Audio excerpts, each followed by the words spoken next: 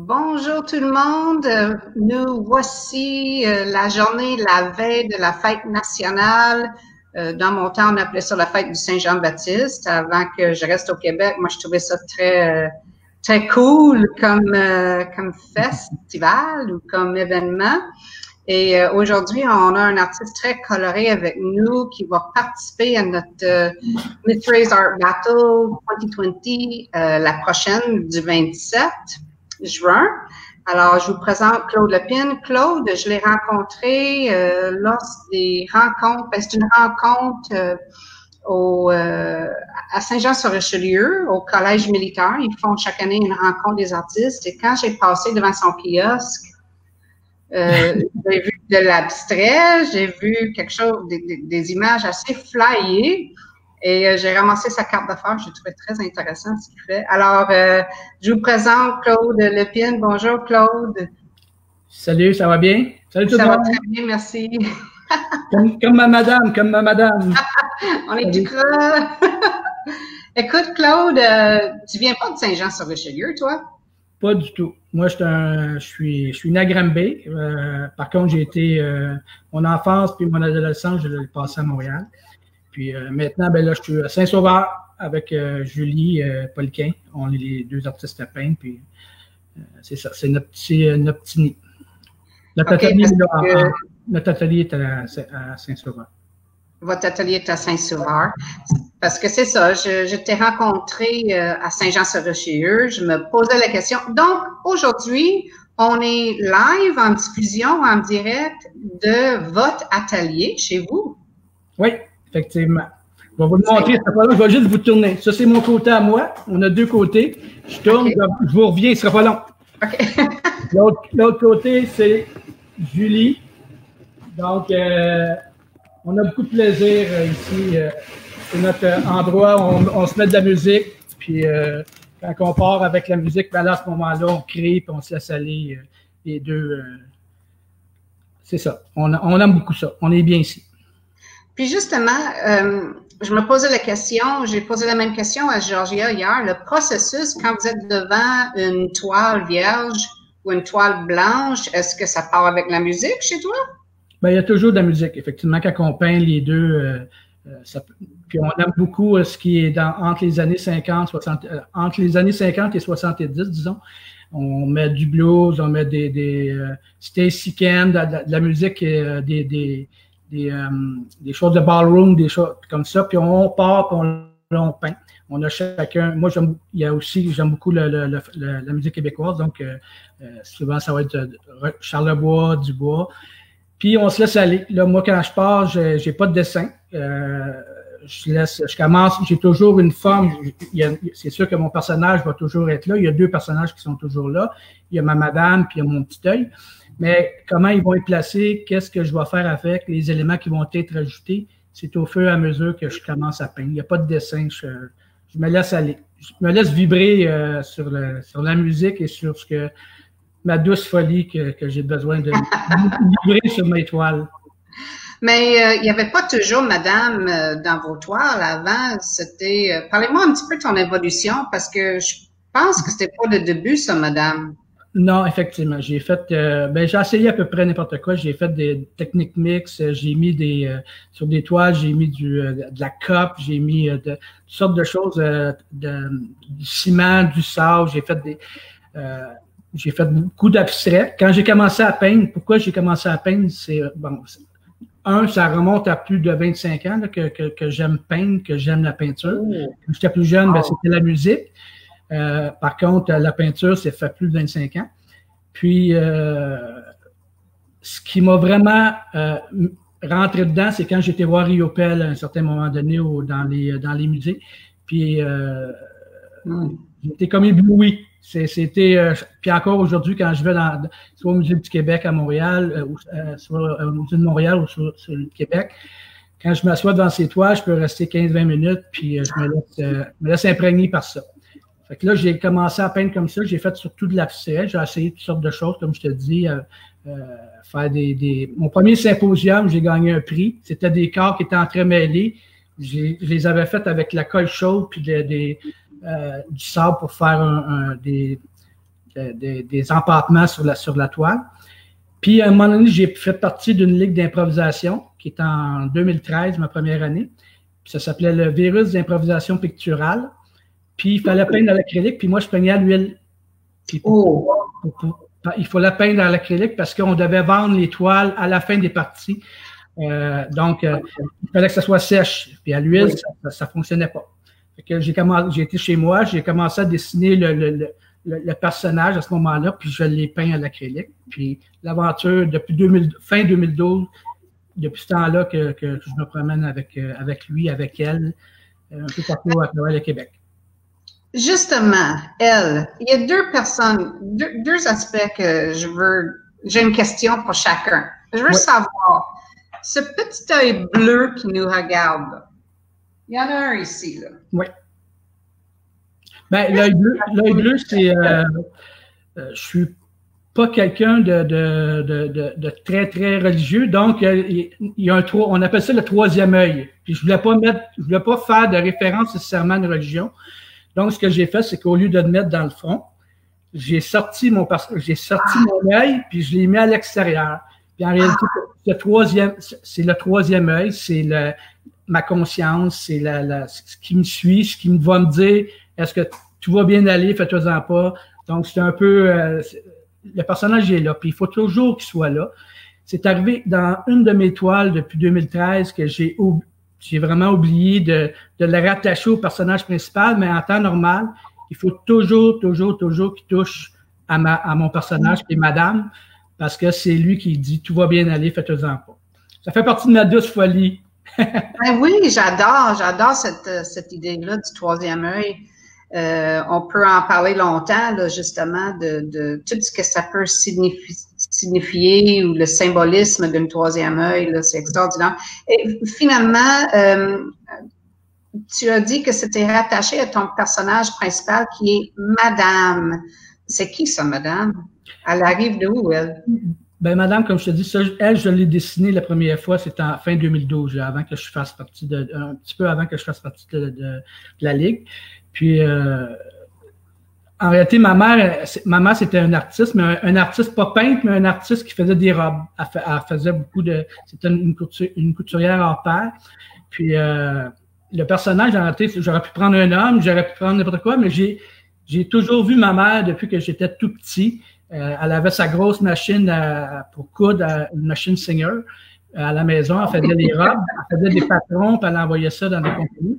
Puis, en réalité, ça vient de elle. C'est sûr qu'elle faisait pas de robe avec des courtes pointes comme ça, mais l'idée de l'habiller, surtout dans mes premières toiles, il était un peu plus défini, tout ça. Une façon de parler tout définie, parce que moi, c'est jamais, c'est toujours un peu flyé, mais ça vient de ma mère, en réalité. Puis le personnage, Madame, c'est une femme, mais ça peut être moi aussi, parce que si vous regardez ses bras, c'est quelqu'un qui veut toujours englober les gens, qui a besoin de toucher, qui a besoin, c'est un peu moi, c'est un peu le petit gars qui a besoin de laisser ses choses, puis exprimer ses choses sur les toiles. Je le fais avec mon personnage, comme ça. On voit aussi souvent un symbolique de l'équilibre. Oui. On voit comme en haut là, de la toile ici, on dirait un acrobate. En réalité, dans mes toiles, de plus en plus, au début, c'était pas le cas, mais maintenant, j'essaie, si les gens regardent chacune de mes toiles, il y a tous les personnages, tous les éléments vont se retoucher, soit par une ligne, soit par la main, ou exemple. Donc, si vous voyez ce que tu me dis, effectivement, c'est un équilibriste que je fais maintenant. Je fais une ligne qui va rejoindre un autre point, puis il y a un petit bonhomme qui est là avec son bâton, qui essaie de trouver l'équilibre. En réalité, c'est pour ça. C'est pour dire que dans notre vie, malgré le fait que mes toiles sont très humoristiques, sont flyées, il y a toujours un côté de la vie que j'essaie de représenter. Donc, cet équilibriste-là, Ben, c'est pour dire que dans la vie, on part du moment où on est jusqu'au moment où on va décéder, on cherche toujours un équilibre. Il faut toujours trouver un équilibre dans la vie, qu'il soit positif, soit négatif. Il y a toujours des moments qui sont moins bons, des moments qui sont mieux. Ce personnage-là, cet équilibriste-là, il est là pour ça. Quel beau message. Il y a vraiment beaucoup d'intention dans vos toiles. J'essaie, de plus en plus en tout cas, j'essaie de peindre, il peut y avoir plusieurs styles, il peut y avoir des gens qui vont faire des paysages, il peut y avoir... ça n'a pas d'importance. Pour moi, c'est un point qui n'a pas d'importance. Ce qui est important, c'est de réussir à se laisser aller. De laisser, en réalité, quand tu peins, tu laisses tes tripes sur la table. Moi, dans mon cas, c'est ça. Je me bats pour mon personnage. Je crois en moi, je crois en ce que je fais.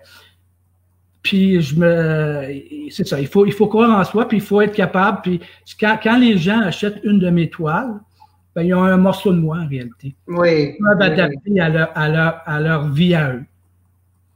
Puis votre maman a vie éternellement aussi à travers vos toiles. Oui, ben je ne sais pas si elle va vivre éternellement, mais ça non plus, c'est pas une chose que je recherche nécessairement. C'est sûr que j'aimerais ça, que mes toiles soient comme ceux de Rembrandt, comme ceux de Miro ou Picasso ou Riopelle, mais c'est pas le but. Quand on peint au départ, tous ces gens-là n'avaient pas le but de voir leur toile, je suis sûr, au fin fond de l'univers dans 10 000 ans. Là. Ce qu'ils voulaient, c'est qu'ils avaient besoin de laisser aller leurs émotions sur une toile. Tu parlais d'une toile blanche tantôt. Ben, c'est un peu ça qu'on fait. Puis je pense que toutes les peintres qui aiment peindre, qui ont besoin, parce que c'est un besoin, c'est même pas, oui, c'est un plaisir, mais c'est, de mon côté, c'est un besoin. Oui, c'est plus qu'un désir, c'est vraiment un besoin de s'exprimer, puis d'aller ses émotions. J'ai un beau petit salutation. Je pense que vous allez voir. Tiens, salut, il y a Marc Hébert qui nous salue. Marc Hébert aussi de Granby. Hein? Vous avez dit que vous êtes venu au monde de Granby. Donc, salut Marc. C'est le premier gagnant de Art Battle. Oui!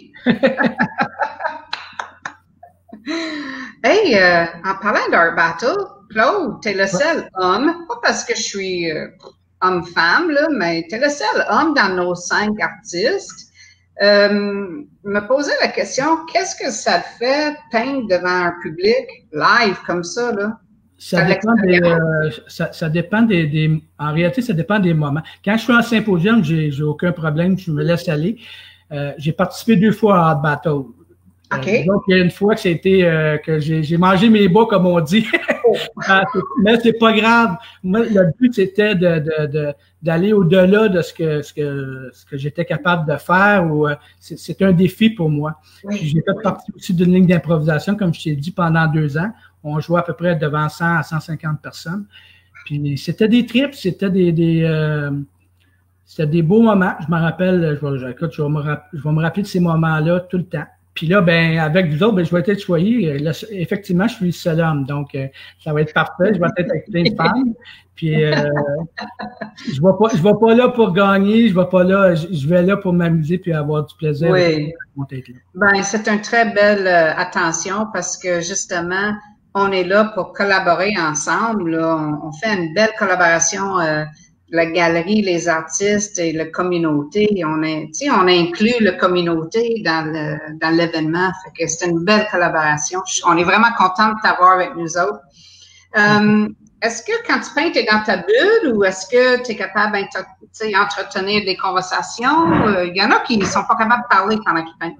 Non, je suis capable de parler. D'ailleurs, quand on est en sympa, on n'a comme pas ben choix. Il faut être capable de communiquer avec les gens, même pendant... T'arrêtes un peu puis tu repars. Par contre, c'est sûr que ça peut arriver des moments où je peux me réveiller à 2 heures du matin puis commencer à peindre. Je vais pas descendre puis je vais... Oui, c'est... Un matin, j'étais debout à 3h30. Fait que... Oh my God! Fait que ça dépend des jours. Il y a des journées, comme je pense n'importe quelle personne, des journées où tu as besoin justement de ta bulle parce que sur ta toile, tu cette journée-là, tu peux livrer quelque chose qui est un peu plus difficile à livrer. Donc, là, tu as besoin d'être dans ta bulle. Dans d'autres moments, ben, c'est différent. Oui. Marc, il nous fait un petit commentaire. Là. Je vais te montrer le commentaire.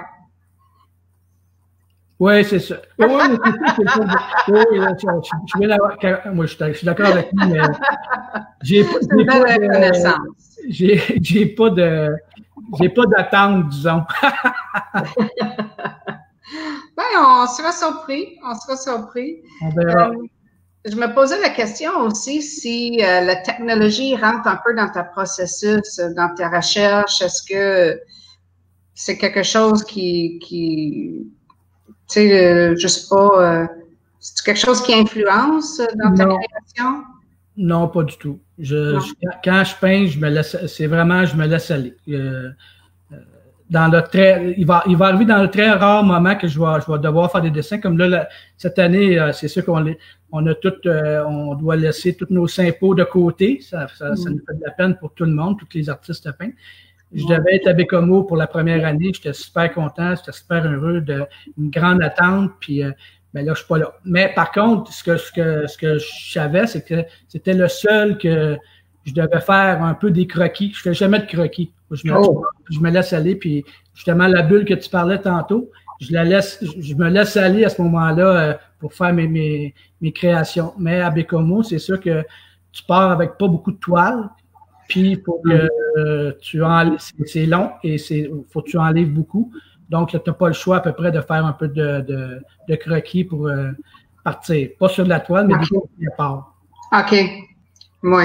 Pour alimenter un peu les idées, alimenter. Oui, c'est ça, parce que sans ça, ça peut être. Il arrive des moments, même si mon personnage, je le connais bien, même si je suis habitué de le faire, il y a des journées qu'il n'y a rien qui sort. Là, je vais faire mon personnage, puis il n'y a rien que peut-être pour quelqu'un d'autre, ils vont dire comment ce qu'ils peuvent faire pour manquer ce genre de personnage-là.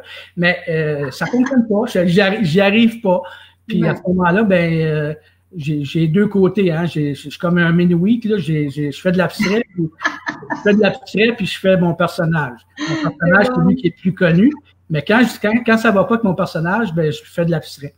Ça me sort de ma bulle, puis je fais d'autres choses en attendant. Puis après ça, je reviens, puis ça repart, puis c'est comme ça. Donc, ton style, on a fait une différence entre l'abstrait et ton style. Ça serait quoi qu'on appellerait ton style? Surréalisme, du réalisme? Moi, je ne sais pas vraiment comment... Tout ce que je peux... tu sais, il y a beaucoup de gens, quand j'ai commencé à faire le personnage, ce qu'ils me disaient en sympo, c'est que je ressemblais à Picasso. Après ça, il y a des éléments dans les toiles, souvent, ils vont dire que ça ressemble à Miro. Puis dernièrement, mes couleurs qui sont plus vives avant, que souvent j'avais un fond blanc quasiment. Là, les gens trouvent que ça ressemble à Chagall parce que les personnages flottent. Mais il n'y a aucun, comme j'ai dit au début, il n'y a aucun de ces peintres-là qui était vraiment mes peintres.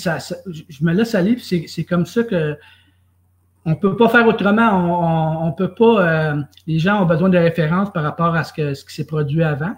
Puis nous, inconsciemment, on reproduit probablement des schémas, des schèmes qui ont rapport à ce qui se faisait autrefois. Par contre, mon style, je sais pas. Tout ce que je peux dire, moi, c'est que moi, quand je peins, mon style, c'est je peins mes tripes. Je peins ce que je veux, c'est que les gens aient une émotion quand ils vont regarder mes toiles. C'est voilà. Le style, peu importe le style que tu produis, ça n'a pas vraiment d'importance. C'est que tu réussisses à atteindre les gens avec ce que tu peins.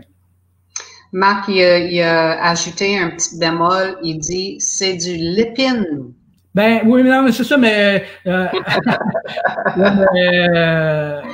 le jour, les gens, oui, effectivement, les gens souvent reconnaissent ma signature. En réalité, pour le moment, quand je me promène, un coup qu'ils m'ont vu une fois, ils savent qui je suis. Qui aiment ou qui n'aiment pas, là. Il y en a des gens qui n'aimeront pas, mais ils savent qui je suis. Ils savent quel genre de peinture je fais. Comme il y a des gens qui aimaient Picasso, puis il y en a qui l'aimaient pas. Oui, c'est vrai. Mais de définir, de dire que c'est du lépine, oui, je vais dire merci à Marc. Mais je ne le dirai pas moi-même. OK, merci, Yannick. Tantôt, tu as parlé de Baie-Comeau, des Simpo au Québec. Est-ce que les États-Unis, c'est quelque chose qui t'attire? Est-ce que l'Europe t'attire?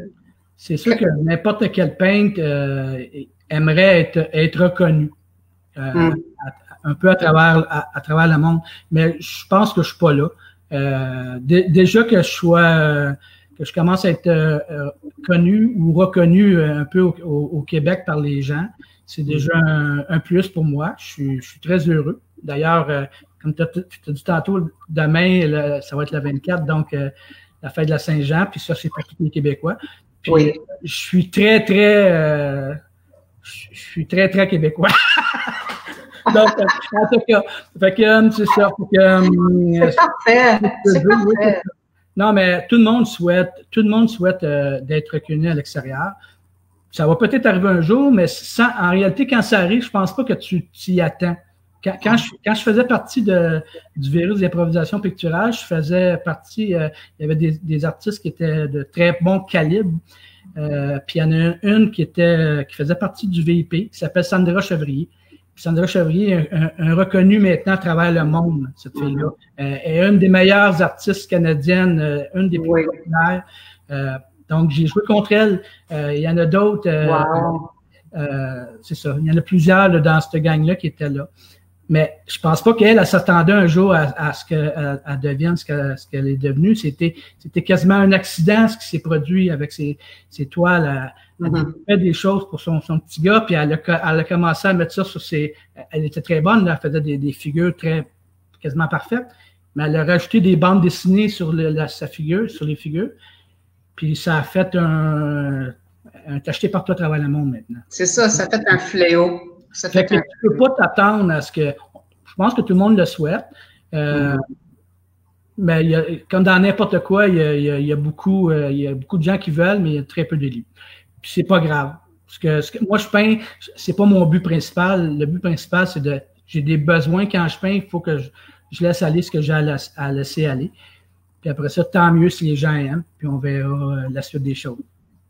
Bien, j'ai bien hâte à le voir devant la galerie de Miss Ray en train de créer dans une improvisation, combat artistique la fin de semaine prochaine, la fin de semaine qui s'en vient finalement. J'ai vraiment hâte de voir ça. Ça va être formidable, j'en suis convaincue. J'en suis convaincue. Écoute, je te remercie beaucoup, Claude, d'avoir passé un bon 20 minutes avec nous autres à jaser. J'apprécie tout. Je vais réécouter cette entrevue-là parce que je trouve qu'il y a beaucoup de contenu et je pense que notre auditoire va l'apprécier autant que moi je l'apprécie. Je te dis un grand merci. Tu es une galériste formidable, une personne avec un gros cœur. Puis je dis salut à tout le monde, puis au plaisir. Merci beaucoup, Claude. Fait que on se voit en fin de semaine. Bye. Bye, Claude. Bye. Alors, c'était Claude Lépine, artiste peintre. Il va quitter le studio dans une petite seconde. Comment? Il devait avoir un petit bouton en bas. Oui, OK. Voilà. Alors, Claude, c'est un personnage, il est extraordinaire. J'ai bien aimé entretenir avec Claude. Il y avait beaucoup à dire sur son style et sur le symbolisme de tous les éléments dans ses toiles. Alors, j'ai hâte de voir ce qu'il va peindre samedi. Écoutez, on a tout un line-up. Vous avez vu Georgia Lemoine hier, aujourd'hui Claude Lépine. Demain, Céline Martel, elle aussi, elle a déjà gagné un Art Battle. Alors, la semaine poursuit demain avec Céline Martel. Et si vous allez sur le site web ou même sur la Facebook, vous allez voir, on a 4 commanditaires extraordinaires qui vont collaborer avec nous à offrir des prix présence, des cadeaux pour les gagnants. Ça va être vraiment un combat artistique extraordinaire. Miss Ray's Art Battles 2020, en fin de semaine, le 27 juin. Alors, on se voit demain. Sur ça, je vous souhaite une très belle fin d'après-midi et on se voit le Saint-Jean demain. Au revoir.